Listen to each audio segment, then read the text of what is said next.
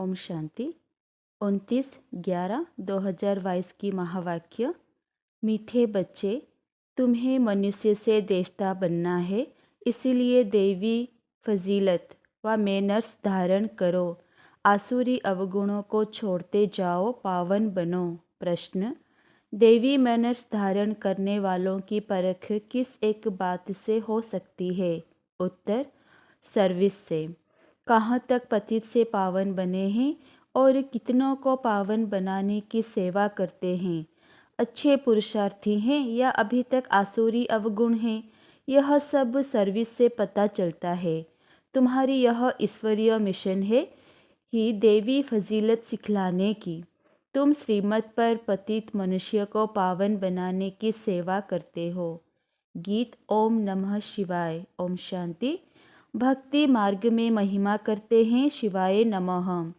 ऊंचे ते ऊंचे शिव, उनको ही शिव परमात्माय नमः कहा जाता है। ब्रह्मा देवताय नमः, विष्णु देवताय नमः कहा जाता है और शिव परमात्माय नमः। फर्क हुआ ना?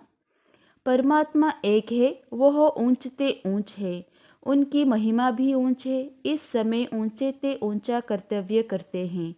उनका धाम भी ऊंचे ते ऊंचा है, नाम भी ऊंच है। और किसी को परमात्मा नहीं कहते, परमात्मा के लिए ही गायन है। हे पतित पावन, आते भी हैं पतित दुनिया और पतित शरीर में। पतित शरीर का नाम है प्रजापिता ब्रह्मा। इसमें प्रवेश कर कहते हैं, मैं बहुत जन्मों के अंत वाले साधारण मनुष्य तन में प्रवेश करता हूँ। सूक्ष्म वतनवासी संपूर्ण ब्रह्मा में नहीं आते हैं। खुद कहते हैं, इनके बहुत जन्मों के अंत के जन्म में आता हूँ। बहुत जन्म लेते ही हैं राधे कृष्ण। उनके बहुत जन्मों के अंत का जन्म साधारण है। ऐसे तो कहते नहीं है कि मैं पावन शरीर में प्रवेश करता हूँ। भगवान उवाच, मैं साधारण तन में आता हूँ। अब भगवान जरूर आ करके इस साधारण तन द्वारा आत्माओं को बैठे समझाते हैं कि मैं परमपिता परमात्मा हूँ। मैं कृष्ण की आत्मा नहीं हूँ, ना ब्रह्मा विष्णु शंकर की आत्मा हूँ। मैं परमपिता परमात्मा हूँ, जिसको शिव परमात्माय नमः कहा जाता है। मैं इसमें आया हूँ। मैं सूक्ष्म वतनवासी ब्रह्मा में प्रवेश नहीं करता हूँ। मुझे तो यहाँ पतितों को पावन बनाना है। मेरे द्वारा ही वह सूक्ष्म वतनवासी ब्रह्मा पावन बना है, इसीलिए उनको सूक्ष्म में दिखाया है। कितना अच्छी रीति समझाते हैं, परंतु मनुष्य सुनी अनसुनी कर उल्टी बातों पर चलते रहते हैं। आसुरी बुद्धि से सुनते हैं, ईश्वरीय बुद्धि से सुने तो संशय सब मिट जाएं। त्रिमूर्ति का चित्र दिखाने बिगर समझाना मुश्किल है। उन्होंने त्रिमूर्ति ब्रह्मा नाम रख दिया है, क्योंकि शिव बाबा प्रजापिता ब्रह्मा द्वारा नई दुनिया की रचना रचते हैं। तुम बच्चे अभी सम्मुख बैठे हो, सब पतित से पावन बन रहे हैं। जितना जो बनेगा वह सर्विस से दिखाई पड़ेगा। यह अच्छा पुरुषार्थी है। इनमें अर्जुन अवगुण है, देवताओं में दैवी गुण थे। हर एक अपने आसुरी गुण और उन्हों के दैवी गुण वर्णन करते हैं। अभी आसुरी अवगुणों को छोड़ना है, नहीं तो उच्च पद नहीं पा सकेंगे। बाप समझाते हैं, बच्चे देवी गुण धारण करो। खान पान चलन में फजीलत चाहिए। पतित मनुष्यों को बद फजीलत कहेंगे, देवता ये फजीलत मैनर्स वाले हैं, तब तो उन्हों का गायन है। हर एक को पुरुषार्थ करना है, जो करेगा सो पाएगा। अब भगवान तुमको सहज राजयोग और ज्ञान सिखला रहे हैं। ज्ञान सागर एक बाप है, जो तुम्हें ज्ञान देकर सद्गति में ले जाते हैं। उन्हें ही सुखदेव भी कहा जाता है। तो यहाँ की सब बातें न्यारी है। जो ब्राह्मण बनने वाले होंगे, उन्हों की ही बुद्धि में यह ज्ञान बैठेगा। बहुत करके पूछते हैं, दादा को ब्रह्मा क्यों बनाया है? बोलो, इन बातों को बैठकर समझो। हम तुमको इनको 84 जन्मों की कहानी सुनाएं। सब ब्रह्मा कुमार ब्रह्मा कुमारियाँ पावन बन देवता बन जाएंगे। पावन बनने बिगर वर्षा मिल नहीं सकता। भगवान ऊंच से ऊंच निराकार शिव बाबा है। वर्षा देने के लिए जरूर ब्रह्मा तन में आएगा। यह प्रजापिता ब्रह्मा है। सूक्ष्म वतन वासी ब्रह्मा को प्रजापिता नहीं कहेंगे, वहाँ थोड़े ही प्रजा रचेंगे। हम ब्रह्मा कुमार कुमारियाँ साकार में हैं तो प्रजापिता ब्रह्मा भी साकार में हैं। यह राज आकर समझो। हम इस दादा को भगवान नहीं कहते, यह प्रजापिता है। इनके तन में शिव बाबा आते हैं पावन बनाने। यहाँ कोई पावन है नहीं। त्रिमूर्ति शिव के बदले त्रिमूर्ति ब्रह्मा कह दिया है, परंतु त्रिमूर्ति ब्रह्मा का कोई अर्थ नहीं है। ब्रह्मा को मनुष्यों का रचयिता भी कहते हैं, इसीलिए प्रजापिता कहा जाता है। इसमें वह निराकार प्रवेश कर वर्षा देते हैं। सूक्ष्म वतन वासी ब्रह्मा पावन है, वह पतित से पावन बनते हैं। हम ब्राह्मण भी पतित से पावन देवता बनते हैं। शिव परमात्माए नमः कहा जाता है। ब्रह्मा विष्णु शंकर को देवता कहा जाता है। भगवान ही भक्तों का रक्षक है, वही सबको सद्गति देंगे। पतित पावन हैं तो जरूर आकर पतितों को पावन बनाएंगे। पहले पहले पावन हैं लक्ष्मी नारायण, वे जरूर पुनर्जन्म लेते रहेंगे। 84 जन्म पूरे होने से फिर साधारण मनुष्य बन जाते हैं। उनमें फिर बाप प्रवेश करते हैं तो यह व्यक्त ब्रह्मा वह अव्यक्त ब्रह्मा। सूक्ष्म वतन में सृष्टि नहीं रची जाती है। अक्सर करके लोग इस बात पर मूंझते हैं तो तुमको समझाना है। बाप कहते हैं मैं बहुत जन्मों अर्थात 84 जन्मों के अंत के जन्म में प्रवेश करता हूँ। भारत में पहले देवी देवता आए, वह फिर पिछाड़ी में आ जाएंगे, फिर पहले वही जाकर देवी देवता बनेंगे। विराट रूप का चित्र भी जरूर होना चाहिए। बच्चों ने अर्थ सहित बनाया है। ब्राह्मण चोटी, देवता सिर, क्षत्रिय भुजाएं, वैश्य पेट, शूद्र पैर। शूद्र के बाद फिर ब्राह्मण। वर्णों का भी चक्र हुआ ना, यह भी समझना और समझाना है।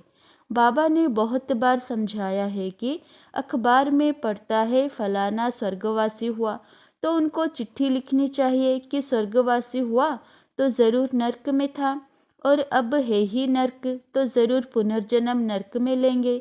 अगर स्वर्ग में गया फिर तुम उनको बुलाकर नर्क का भोजन क्यों खिलाते हो? तुम रोते क्यों हो?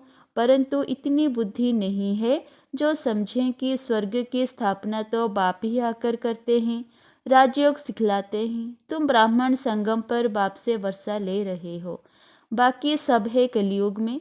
संगम पर आत्मा परमात्मा मिल रहे हैं।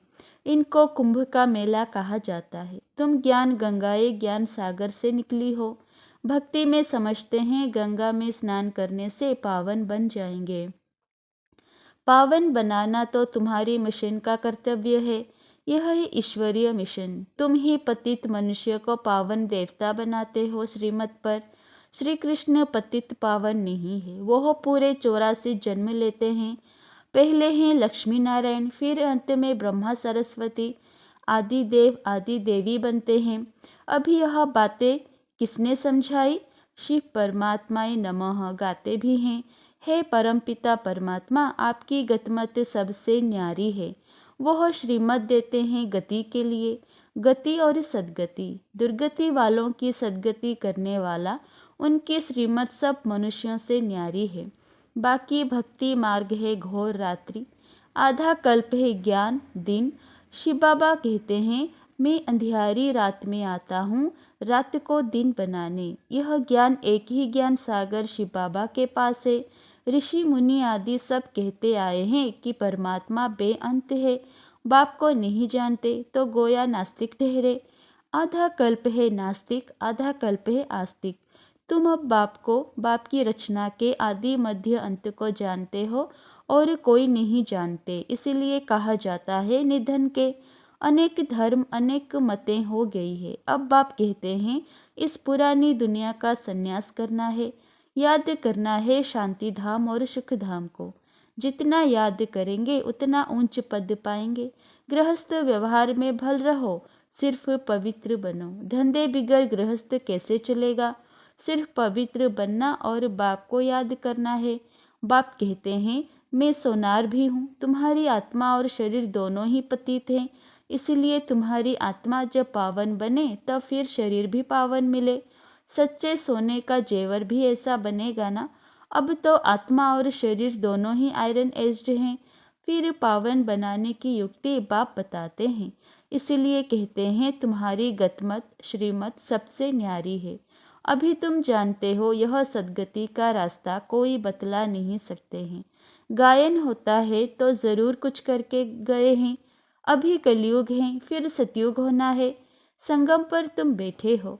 तुम ब्रह्मावंशी ब्राह्मण हो। कमल फूल सम पवित्र रहते हो। तुम्हारी माया के साथ युद्ध है। माया से ही कई फेल हो जाते हैं। काम का घूंसा जोर से लगता है। बाबा कहते हैं खबरदार रहो। अगर गिरा तो फिर किसी को कह ना सकेंगे कि काम महाशत्रु है। बाप कहते हैं फिर भी पुरुषार्थ करो। एक बार हराया, दूसरी बार हराया, फिर अगर तीसरी बार हराया तो खत्म, पद भ्रष्ट हो जाएगा। प्रतिज्ञा की है तो उस पर पूरा रहना है।